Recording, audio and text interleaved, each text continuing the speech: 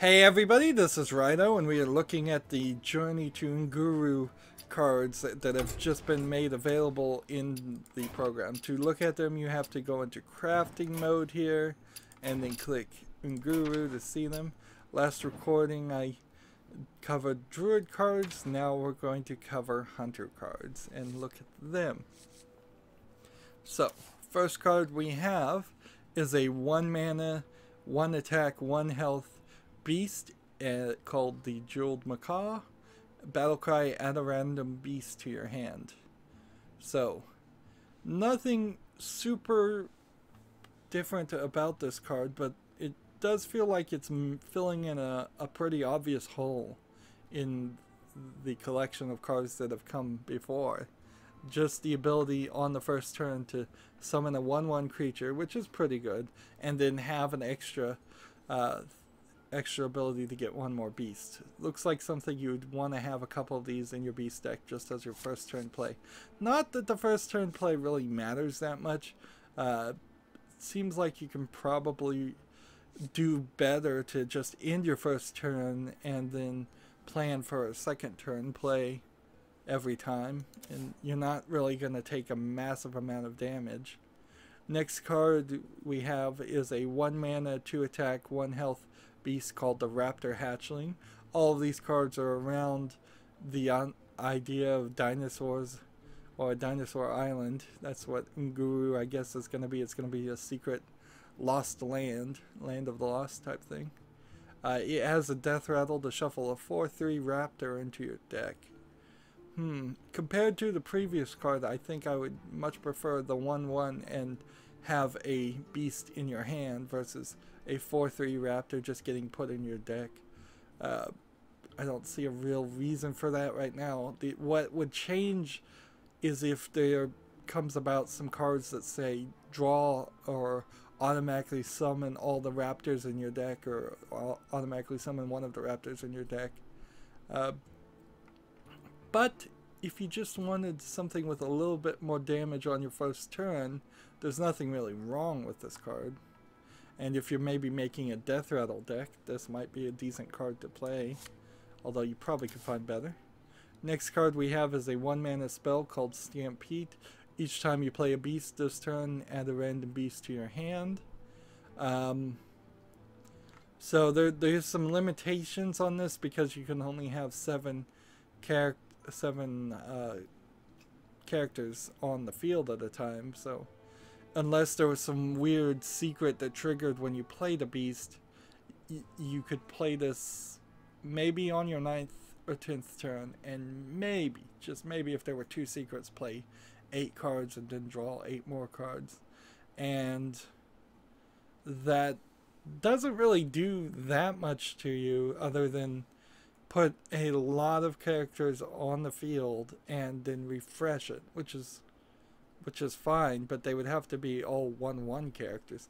That's where this stops making any sense. Is if you were playing this on the 10th turn, you spend 1 mana to play this card, and then you have 9 1 mana creatures, which would be kind of a hard thing to do in your deck. If you were just all playing 1 mana beasts, they would have to be beasts, and so then you play 9 1 mana beasts, 2 secrets trigger to kill 2 of your 1 mana beasts, so there's enough room to play the remaining 7 1 mana beasts. You would then have 9 1 mana beasts in your hand, or 9 random beasts in your hand. So maybe you could do some kind of huge trade up where you have this deck with really cheap beasts, and then you play this card and it trades your 9 cheap beasts in your hand, which is 1/3 of your deck, which you probably wouldn't ever run into this scenario.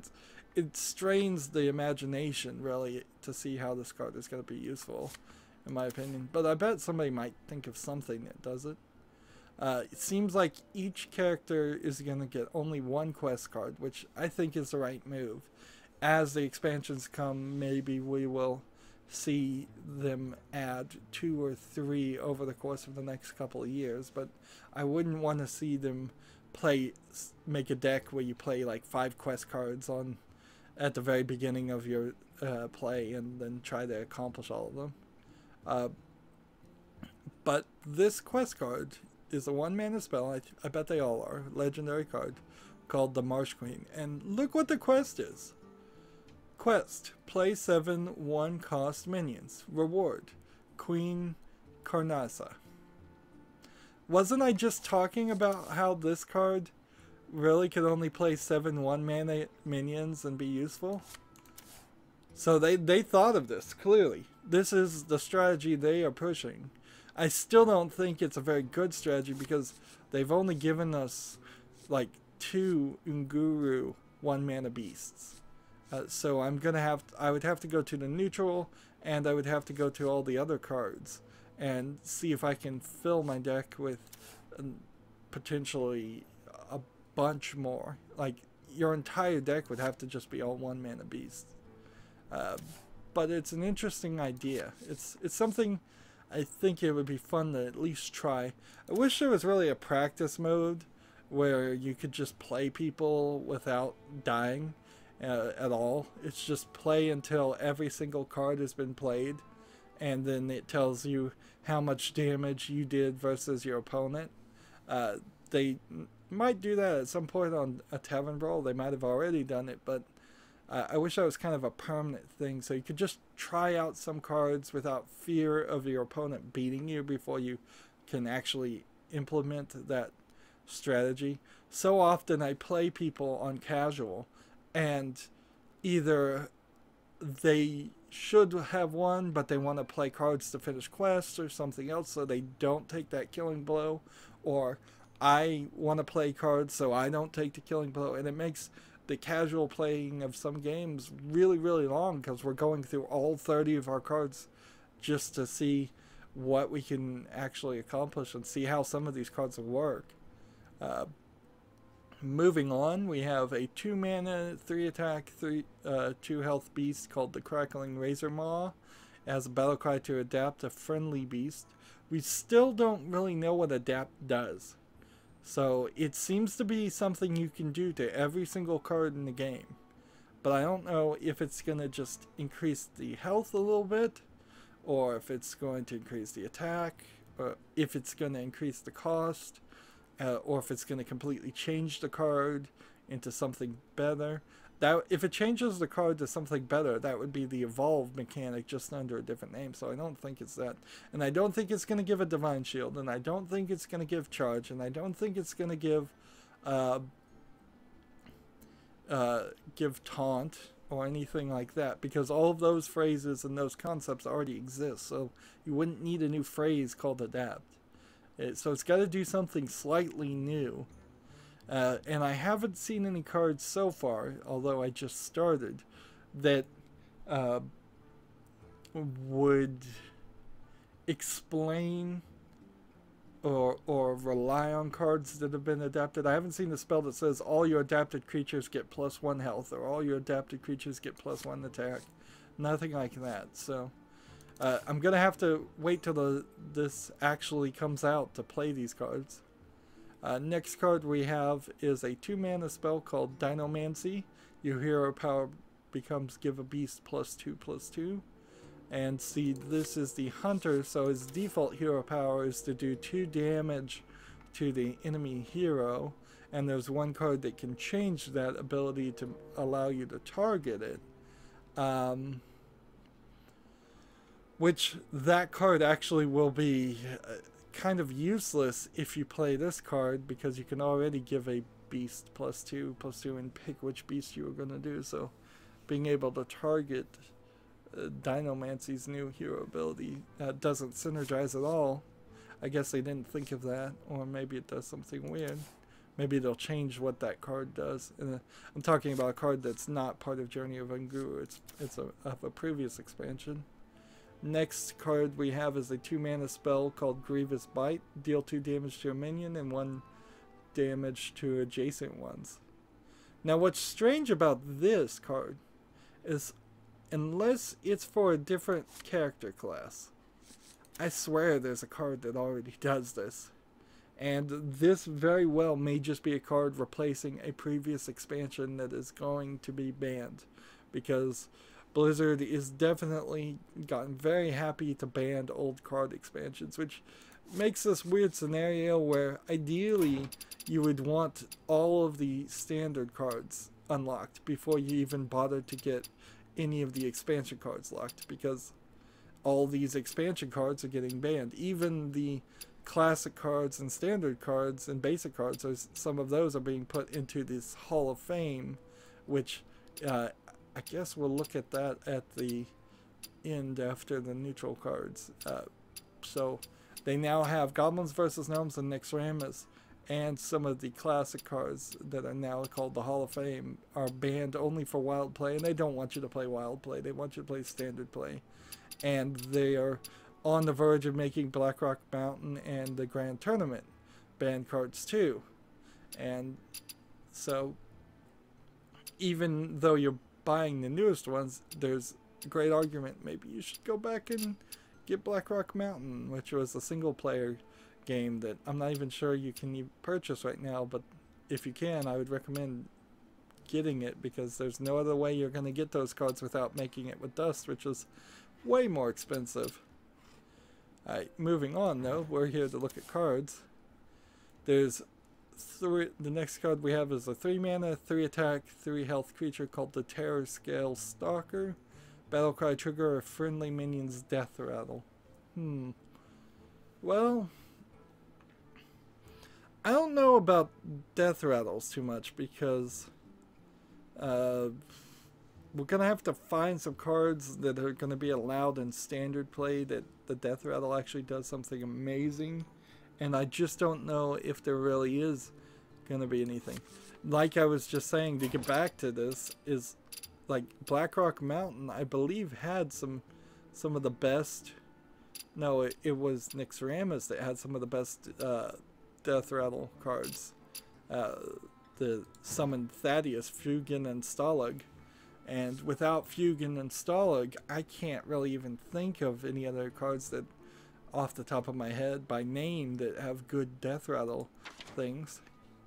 There are a couple cards that have your Deathrattle happen twice, which might be slightly useful, but we need to... That is certainly a hole that is widening in these type of cards that are available to play, instead of closing that gap.